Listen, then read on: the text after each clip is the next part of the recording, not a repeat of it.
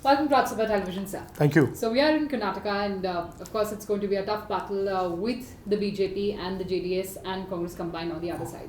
Last time in 2014, 17 seats for the BJP. What are the prospects this time around? No, I think the difference, as you know, last time was that it was an anti-incumbency election. It was an election effectively to throw out the UPA government, and we were in 2014. The BJP was a divided party in the sense parts of the BJP had formed what is called the KJP. So the 2014 election, the BJP vote had got divided, and that is why we were at 17. If you look at 2009, we had actually crossed 20 seats. So the BJP's potential in Karnataka has always been 20 plus. And so 2019, which is really a pro-incumbency election for Prime Minister Modi's 5 years, and those 5 years are in sharp contrast to the 5 years of Congress in Karnataka and the 1 year of Congress in JDS in Karnataka. We believe that the BJP will do very well. We believe that we will cross 20 very comfortably in terms of numbers of seats that the people will vote for, and it could be as high as 23, 25. So we are very comfortable, we are very confident that the people of Karnataka will better the mandate that they had given to the BJP, a united BJP in 2009. But using this dual voting pattern of Karnataka in its favor, saying that in the states, the BJP was given higher mandate than the opposition parties. So certainly Karnataka is going to vote for a different party at the center. Would you buy that? Yes, I think the Karnataka, I mean, they have, currently the government is Congress and JDS in the state. So I think by their logic, it should be clearly a BJP government in Delhi. No, notwithstanding all that, I think notwithstanding the gimmickry that the Congress and the JDS resort to, the fundamental question that every voter in Karnataka, as indeed all the voters around the country, are faced with today is, who do you want as a leader of India in 2019? And who should lead India from 2019 to 2024? And the options are quite visible and clear. It is either Prime Minister Modi, or it is Rahul Gandhi, or it is a mishmash of Mayawati or Mamata Banerjee or whoever wants on Monday or Tuesday to be Prime Minister.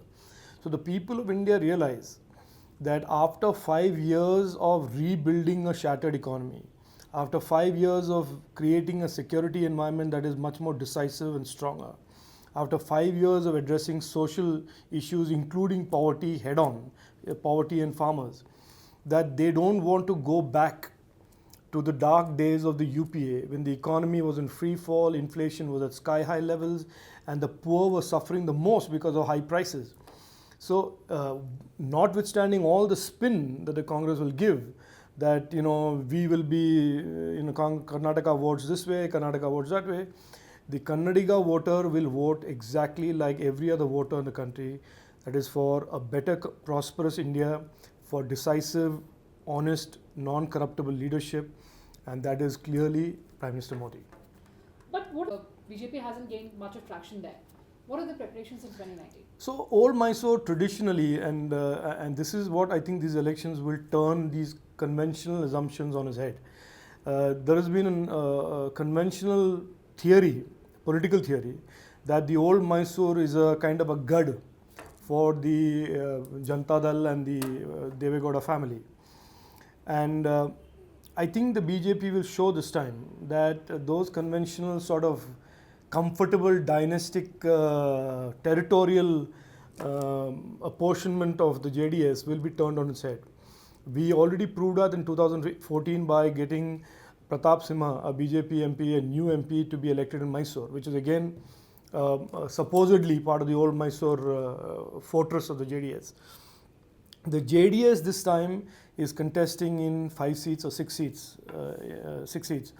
And I am comfortable here today to make a prediction that they will probably get either 0 or 1. And even that 1 will be because of all the machinations and the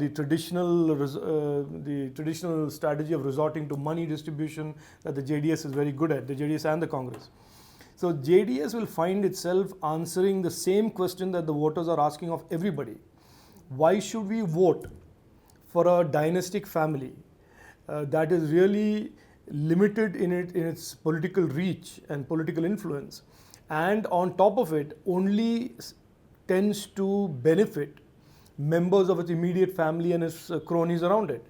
You can see that the JDS that is supposedly standing for the Vokkaliga community in Karnataka, a really proud community of people in Karnataka, have reduced themselves into a party that effectively does nothing for any other Vokkaligas excepting for father, grandfather, son, son-in-law, daughter-in-law and the mother-in-law.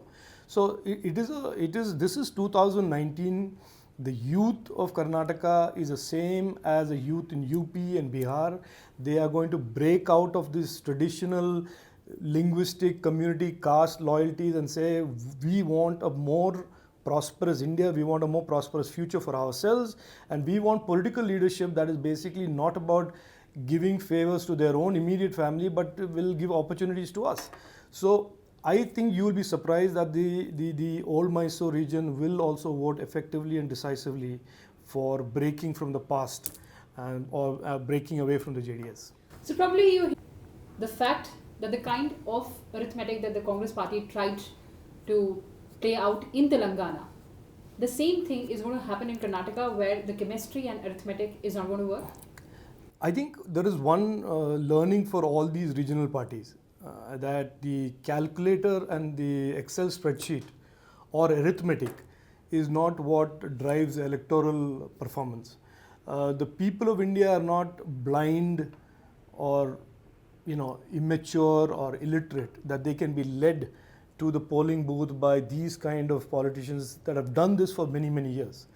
But the voters are no longer like that. Today the voters are saying very clearly they are seeing the promise of a better future for themselves, for their communities, for their villages, for their towns and for their country. And so all this mathematics saying that caste A plus caste B plus caste C equals victory does not stack up against caste A plus caste B plus caste C ka ye game has been played for 65 years.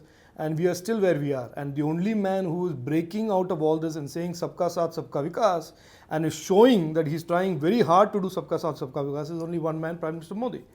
So I think leaders, because they have nothing else to do or no other political strategy, and that is what they've been doing for 65 years, and their grandfathers have done it, and their fathers have done it, and their mothers have done it, will continue to play that same game. Let us create these alliances, let us create Mahagadbandhan, let us create Mahamilawat, and assume that the math will be more important than the emotional desire of voters to seek change. And Prime Minister Modi has already proved it in UP, he has proved it repeatedly around the country, that all these kind of caste combinations are okay in theory, but effectively what people are wanting is more credible political leadership. You Walworth, who's represented Bengaluru on the map of India, frothing lakes, the decaying infrastructure, those have become the biggest issues for the voters here. Is there any roadmap with the BJP to solve these issues? No, look, and I think that is, you're absolutely correct. Bengaluru is the most appropriate city to have a debate about whether you should vote for the Congress or a Congress-JDS alliance or BJP. This is exactly the city you should come here and discuss this. Because the last 5 years when Narendra Modi ji was cleaning up the Ganga, the Congress was creating burning lakes. When the last 5 years when Narendra Modi ji was building roads, fine world-class roads, the Congress JDS government was creating pothole roads. The last 5 years when Narendra Modi ji was talking about Swachh India, in Bengaluru we've had under the Congress and JDS garbage crisis. This is exactly the city where we should talk about what Narendra Modi ji's governance philosophy and ideology is and what Congress's ideology and philosophy is.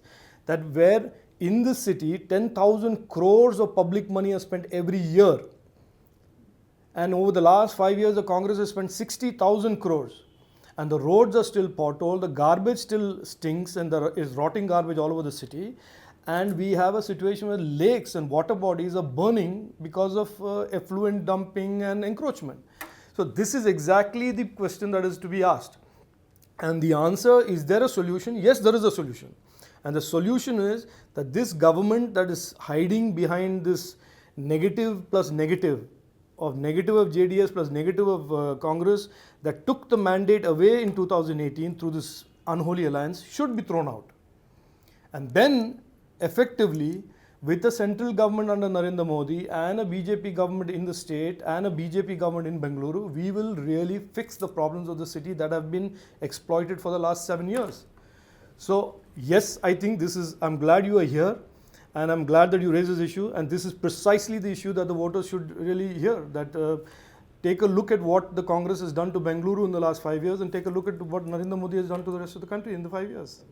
Lastly and most imperative point, what plank in Karnataka? Of course, you've been talking about Prime Minister Modi, but electoral plank is very simple. To every voter, the electoral point is very simple. This is a pro-incumbency election. This is an election where we are saying, look at BJP's 5 years of governance. Look at our track record on corruption. Look at our track record on subsidies to the poor. Look at our track record on handling the farmers' issues. Look at our track record of determination, sincerity and trust that we have built with the people. You look at all of our track record and you compare that to 10 years of UPA, you compare that to the 5 years of the Congress in Karnataka, and you take a decision. Take a decision on which one of these do you want to be leading the country in the next 5 years. There is absolutely nothing more that we are saying. We are absolutely going to people and saying, here is our record. Compare our record to what the record has been of the Congress for 65 years or the last 10 years or the last 5 years in Karnataka. And you take a decision.